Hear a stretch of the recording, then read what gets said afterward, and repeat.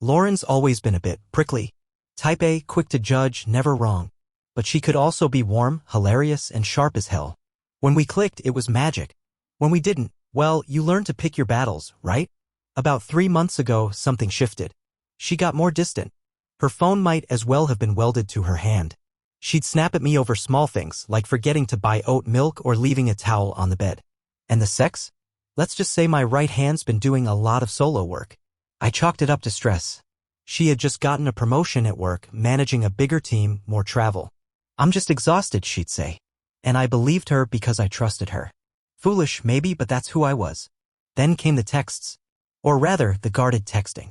You know the kind, quick screen glances, typing with the phone tilted away, lots of it's just work stuff, and I'll be up in a minute. Spoiler alert, she never came up in a minute. Still, I didn't press. Not at first. I mean, we're adults, right? Give each other space, mutual respect, yada yada. But the gut knows. Mine started whispering. Then shouting. It was a Wednesday. I remember because I had just come home from my weekly basketball night with some guys from work. Sweaty, half limping, but feeling good. Lauren was already home, wine glass half full, feet on the coffee table, watching some awful true crime thing she loves. Her phone buzzed on the armrest. I wasn't snooping. I swear on Buckley's increasingly gray muzzle. But I saw it because I happened to be walking past. Had a great time last night face-blowing a kiss. From Mark, client dinner. Now, Lauren's not the kind of woman who lets clients send her kiss emojis. She barely lets me get away with emojis. And I sure as hell never heard of a client named Mark. My gut, already edgy for weeks, took that message and slammed it against the wall. Still, I didn't say anything right away. I just said, "Hey, who's Mark?" Real casual. Maybe too casual because she tensed up like I'd asked her about her browser history. Oh, just some guy from the marketing firm we're contracting with. We grabbed drinks after the meeting. It was boring, honestly. She said it without making eye contact. That's when I knew. Boring guy sends kissy faces now? I asked. She snorted. Jesus, are we doing this? It's just how some people text. It was innocent. I nodded like I bought it. I didn't. But I also didn't want to start World War III over a single message. That was my mistake. Should have launched the nukes right there. I played it cool, but that night I couldn't sleep. She fell asleep beside me like nothing happened. Mouth slightly open, light snoring, zero guilt in her bones. And me? I stared at the ceiling until the sun came up, my brain playing detective and executioner on a loop. All right, so after that kissy client exchange, I told myself I'd wait it out. Maybe see if things would fizzle. Maybe it was nothing. Maybe I was the crazy one. Spoiler, I wasn't. 2 days later, she left for what she called a late strategy meeting at some upscale tapas place downtown. She wore makeup, not work makeup, like full contour, lashes for days makeup, and a red dress I hadn't seen since our anniversary dinner 2 years ago. You don't wear a dress like that to brainstorm Q4 outreach. Who's all going? I asked as she laced up her heels. She didn't miss a beat. Just the usual crew. Brian, Jen, a few interns. It's not exciting. Interns, right? Wearing cologne that could paralyze a horse. She left. I waited. Then I did the thing I never thought I'd do. I opened her iPad. The one that syncs with her messages. I didn't want to be that guy, but by then I felt like a chump walking around blindfolded while the whole room laughed. The messages weren't even hidden. Not encrypted. Not deleted. Not even renamed. Just Mark, plain as day. And it wasn't just one message. It was a goddamn novel. Mark, you looked unreal last night. I'm still thinking about you. Lauren, you're bad for me. I can't stop either. Mark, you taste like sin, babe. Lauren, don't tempt me. You already ruined my underwear this morning. I sat there staring at the screen, breathing like I'd just run a mile in snow boots. My hands started shaking. Buckley, my poor dog, came over and laid his head in my lap like he knew my heart was breaking in real time. I didn't cry. Not then. I just sat there like someone had unplugged me from reality. All I kept thinking was she lied to my face, repeatedly and so damn casually. She walked through the door around 11:30 p.m., smelling like gin, perfume, and smugness. I was sitting at the kitchen table, lights off, just the glow of the under-cabinet light bouncing off the granite. Like some kind of budget noir film. She jumped when she saw me. Jesus, you scared me. I didn't flinch. How was tapas with the interns? She paused. Just a split second, but enough. Fine. Why? I slid the iPad across the table like I was dealing a poker hand made of landmines. She didn't touch it. Just glanced down at the screen, at her own damn words, and sighed like I was the one making a mess of things. What the hell, Tyler? You went through my messages? Yeah, I said. Because my wife's been acting like a high schooler who just discovered Snapchat. And because she's cheating. Wow. She leaned back, arms crossed. You're invading my privacy and then throwing accusations? That's rich. Oh, come on, Lauren. Don't insult both of our intelligence. You told Mark he tastes like sin. What's that? A new menu item at Tapas and Company? She rolled her eyes, like I was being dramatic. Then came the gaslighting speedrun. It wasn't like that. We were just flirting. It didn't mean anything. You've been emotionally distant for months. You work too much. I didn't plan it. It just happened. Every excuse, every deflection. She flung like spaghetti at a wall, hoping something would stick. Finally I said, you told him he ruined your underwear. Are we gonna pretend that means he spilled wine on you? Or are we done playing dumb? That cracked her a little. Her lip quivered. For a second, I thought she might actually own up to it. Instead, she said, fine. I made a mistake. One mistake. One mistake that lasted at least 4 weeks, Lauren. She didn't respond. Just stood there, arms still crossed, eyes darting around like she was calculating escape routes. I didn't say anything for a while after that. Just stared at her like I was meeting her for the first time and not in a cute, love-at-first-sight way. More like realizing the neighbor you wave to every morning is wanted in 3 states. She sat down across from me, quiet for once. No more lies ready to launch. Just that blank look you get when you're caught and all your backup stories evaporate. I never meant to hurt you, she said finally. I laughed. Not out of amusement, just one of those short, dry ones that escapes when your body can't decide if it wants to scream or collapse. Well, good news, you did anyway. She started crying. Big, dramatic sobs. Makeup smudged, mascara trails like she was auditioning for a sad indie movie. I didn't move. No hugging. No comforting. I just let her sit there and cry over the mess she made. You don't understand, she said between sobs. I felt invisible. You were always working, always tired. Mark made me feel wanted. I nodded slowly. So you nuked your marriage because I didn't rub your feet enough? That's not fair. Neither is screwing your client in hotel rooms while I'm home feeding Buckley and filing taxes. She shrank a little at that one. Probably didn't like being reminded of real life. I swear it's over, she said. I ended it. I blocked him. That part? I actually believed. Not because she grew a conscience, but because Mark probably got what he wanted and ghosted her. That's how guys like him operate. They don't fall in love. They don't play house. They take what they want and disappear. And now she was left with the fallout and me sitting there wondering how many parts of our life were built on quicksand. After she went to bed, alone, at my request, I just sat there at the table. 4 hours. The kitchen clock ticked so loud I started to hate it. Buckley curled up at my feet like he knew I was dangling on the edge of something heavy. I didn't cry. Not right away. I'm not much of a crier. But that night, it caught up with me. The weight, the betrayal, the surreal absurdity of it all. 1 second you're arguing about forgetting to buy paper towels and the next you're reading sexts from a dude named Mark who's been giving your wife a taste of sin. What broke me wasn't the cheating itself, it was how easy it was for her. How she'd lie to my face like it was just another Tuesday. Like I was the fool for ever believing we had something solid. I thought about everything, the vacations, the inside jokes, the quiet mornings. Wondered which parts were real and which were just scenes in the play she put on for my benefit. And the worst part? I missed her. Right there, in the thick of betrayal, I wanted her to come sit next to me and tell me it was all a joke. That she never touched him. That it was some cruel mistake. But it wasn't. And she didn't. I didn't sleep that night. Just paced. Stared at the walls. Watched the sun come up and tried to convince myself I'd survive this.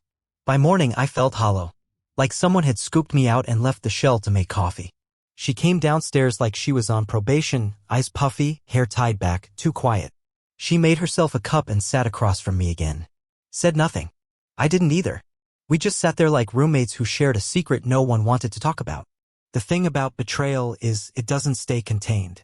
Like a busted pipe, it leaks. Into your work, your friendships, your family dinners. People notice. I didn't tell anyone at first.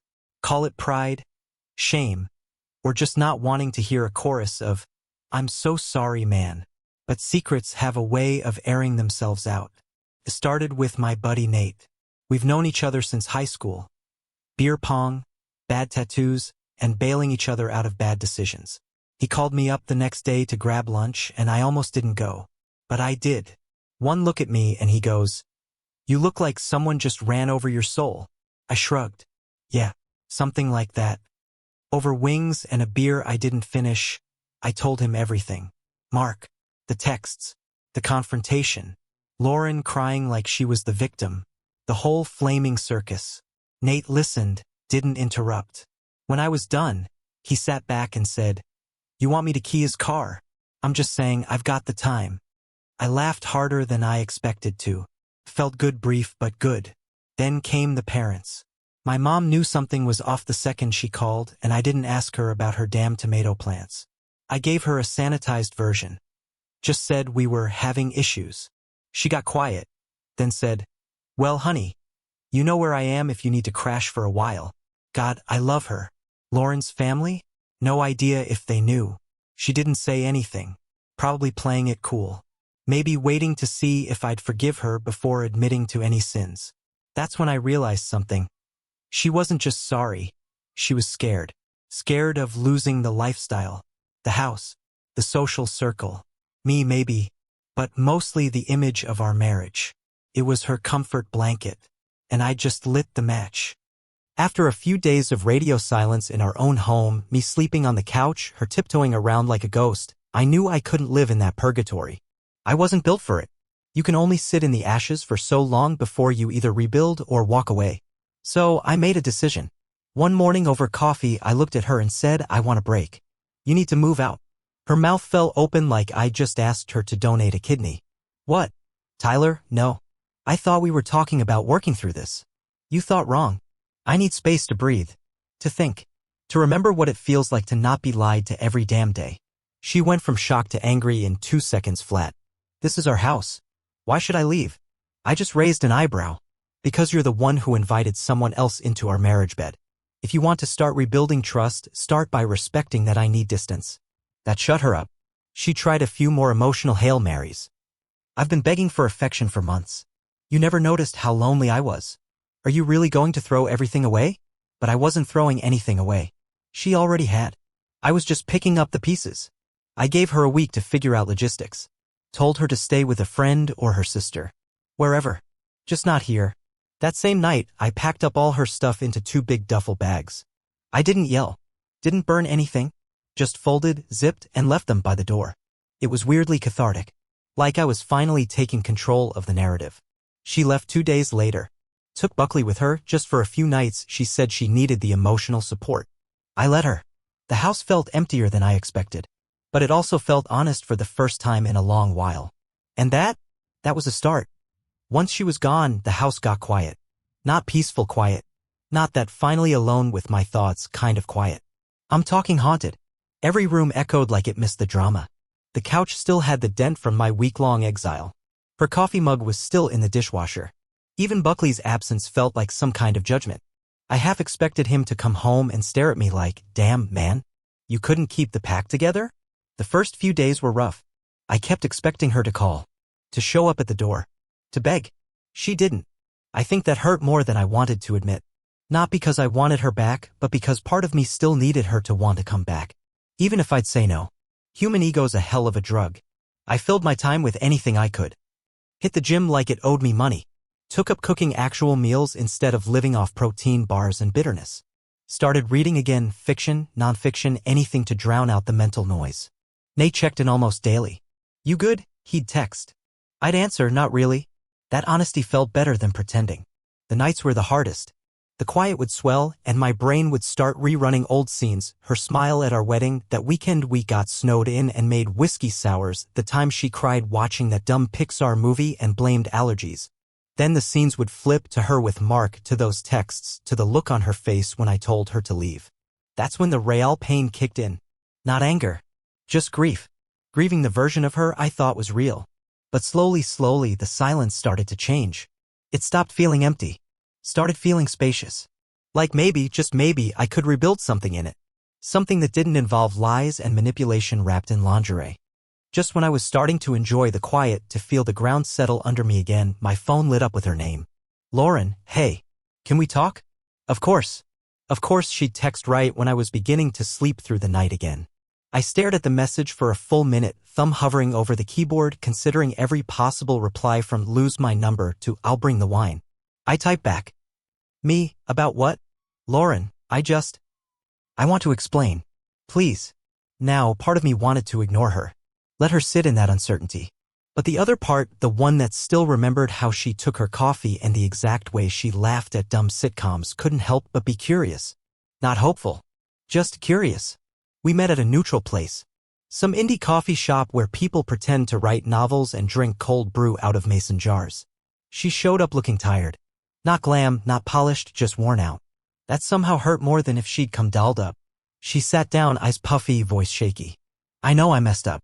I know I don't deserve to ask for anything. But I want you to know the truth. I said nothing. Just sipped my coffee and gave her the floor. She went on to say how Mark was a mistake she fell into. How it started with innocent texts, then escalated. How she kept going not because of some great love story, but because she didn't want to feel irrelevant. That word stuck with me, irrelevant. Like I'd been upgraded to a background character in my own marriage. She said she hated herself for it. That she's been going to therapy. That she's not asking for a second chance, not yet anyway, but just wanted me to know she sees it now. All of it. When she was done, I nodded. I appreciate you saying that. I do. But you need to understand, this doesn't fix it. It doesn't even start to fix it. She nodded, tears barely held back. I know. But I had to try. We sat there a while longer, both sipping lukewarm drinks, both knowing we couldn't go back. But maybe we could move forward. Not together. Not yet. But forward at least. After that coffee shop meetup, something in me shifted. Not dramatically. There was no Rocky montage moment where I suddenly rebuilt my life in 24 hours and got a six-pack. But the fog started to lift. The ache in my chest was still there. But it stopped bleeding. It just sat there, quiet, like a healed scar that still pulls a little when it rains. I didn't reply to Lauren's follow-up messages. Not because I hated her, but because I didn't want to fall back into that cycle of maybe. Maybe she's changed. Maybe we can fix this. Maybe we're stronger than this. No, some things don't need a second round. Some stories end mid-sentence, and that's just life. I started picturing my life without her. Not out of spite, but out of possibility. I made a list, yes, literally a list, of things I wanted to do. Take a solo trip, just me and a backpack. Foster another dog, maybe give Buckley a buddy. Learn to cook more than 3 things that didn't come out of a Trader Joe's bag. Actually live in my space instead of just existing in it. Then something unexpected happened. I got an offer to relocate for work. A different city, better pay, fresh start. Normally, I'd have run it by her. Now, it was mine alone to consider. And I realized I wanted it. I wanted out of the house with the memories baked into the walls. Out of the neighborhood where every cafe corner held some fragment of us. I wanted to leave, not to escape, but to start something. So I said yes. I called my boss, made the arrangements, and started boxing up my life. Not with sorrow, with purpose. Lauren found out through mutual friends. She sent one last message. If this is goodbye, I hope you find what you're looking for. I really do. I stared at it for a while. Then I deleted it. The day I left, it rained. Of course it did. Like the weather wanted to get one last word in before I hit the reset button. I packed my truck, Buckley riding shotgun, watching me like he was the designated emotional support co-pilot. The house looked hollow. Empty walls, no more framed photos, just a few echoing memories bouncing around the baseboards. I didn't feel sad, I felt done. The drive was long.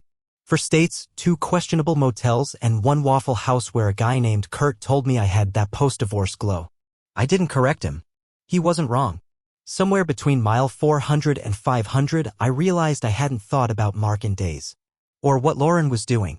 Or who she might be doing it with. I was thinking about the playlist I'd made for the drive. About what I was going to do with my new apartment. About how quiet the world sounded when you finally stopped dragging the weight of someone else's betrayal behind you. The new place was nothing fancy, a 2-bedroom with decent light and a landlord who smelled like cigars and regret. But it was mine. No shared closet. No secrets in the nightstand. Just me, my dog, and the low hum of possibility.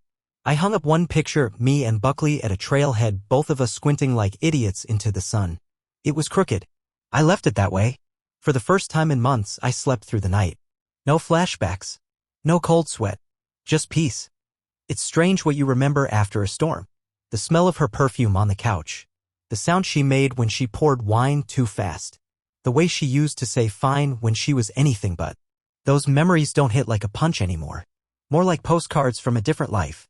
I look at them, acknowledge them, and let them pass. No lingering. No spiraling. Just passing through. I started journaling, something I hadn't done since high school. Just stream of consciousness rambling about my day, what I was feeling, and sometimes what I wished I'd said to her. Not out of bitterness, but for closure. The kind you give yourself when you stop waiting for someone else to hand it to you. And here's the thing, I don't hate Lauren. I don't love her either. I'm just indifferent now. And that indifference? That's gold. That's peace. That's the final step out of the emotional pit. I realized she didn't cheat because I wasn't enough. She cheated because she wasn't enough for herself. And I can't fix that. Wouldn't even if I could. I've started meeting people. Nothing serious yet, just drinks and laughs and awkward Tinder bios. I'm not rushing into anything. Hell, I still Google how to boil quinoa at least once a week. But I smile more now. Genuinely. I'm stronger. Not bitter. Just stronger. If you're reading this and going through something similar, first off, I'm sorry. Not in that pitying way, but in the yeah man, I've been in the trenches too kind of way. It sucks. It guts you. It makes you question everything you thought was solid. But here's the thing, you're not broken. You're not weak for trusting someone. You're not stupid for missing them. You're human. And being human means sometimes you get knocked flat by the very person you thought would help you stand. Here's what I learned. Trust your gut. If something feels off, it probably is. Don't gaslight yourself because you want to believe the best in someone. Love doesn't require self-delusion. You are not responsible for their betrayal. You can be imperfect. You can have your faults. But their decision to cheat is theirs, not your punishment for being tired, busy, or human. Space is your friend. You need air to breathe, time to think, and distance to see the full picture. Don't let guilt or guilt trips keep you shackled to a situation that poisons you. Healing isn't linear. You'll have days you feel like you're conquering mountains. And days you can't get off the couch. Both are okay. Both are part of the process. Forgiveness isn't for them, it's for you. You don't forgive so they feel better. You forgive so you can walk away without dragging their mistakes behind you. You will laugh again. You will love again. You will trust again. Maybe not right away. Maybe not with the next person. But it'll happen because you were never defined by what they did to you.